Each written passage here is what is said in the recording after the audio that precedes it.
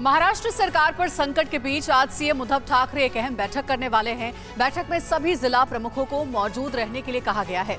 पूर्व सीएम देवेंद्र फडणवीस के दिल्ली आने की खबर है। वरिष्ठ नेताओं से मिलकर आगे की स्ट्रेटेजी पर चर्चा कर सकते हैं। संजय राउत के महाविकास अघाड़ी छोड़ने के ऐलान के बाद राज्य में सियासी हलचल और बढ़ गई है।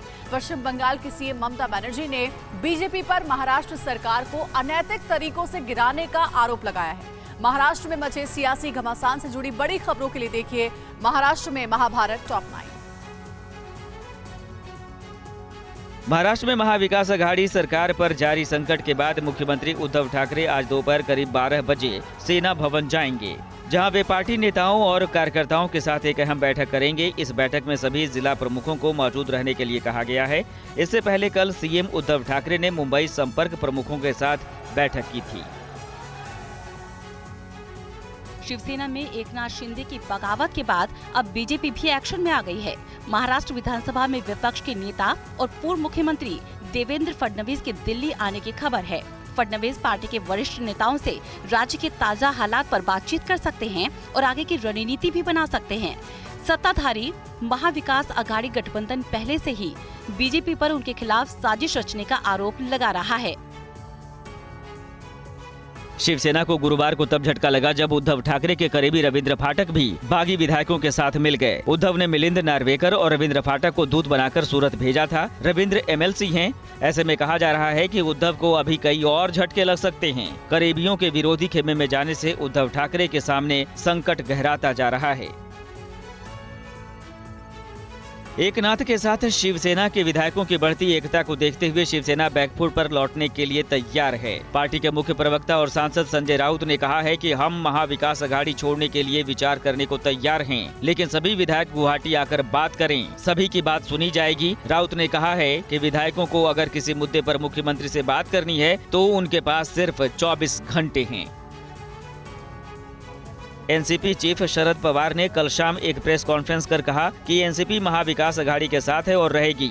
सरकार अल्पमत में है या बहुमत में, ये विधानसभा टेस्ट के बाद ही तय होगा। शिंदे की राष्ट्रीय पार्टी की मदद वाले बयान को लेकर पवार ने कहा कि कांग्रेस, सीपीआई, सीपीएम, बीएसपी और एनसीपी तो शिंदे की मदद नहीं करेगी। अब सभी जानते हैं कि कौन सी राष्ट्रीय पार्टी शिंदे की मदद करने वाली है।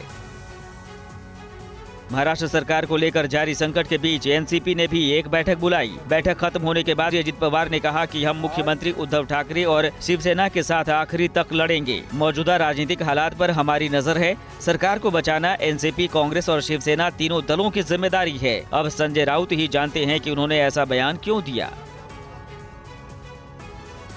संजय राउत के बयान के बाद एमवीए से बाहर निकलने पर विचार करने की बात के बाद गठबंधन में हलचल मच गई। कांग्रेस ने अपने नेताओं की बैठक बुलाई, जिसमें ए.के. पाटिल, बाला साहेब थोराट, नाना पटोले और अशोक चौहान समेत कई वरिष्ठ कांग्रेसी नेता शामिल हुए। बैठक के बाद महाराष्ट्र कांग्रेस प्रमुख नाना पटोले ने कहा कि हम महाविकास अघाड़ी के साथ हैं और रहेंगे, लेकिन अगर शिवसेना किसी के साथ गठबंधन करना चाहती है तो हमें कोई समस्या नहीं है।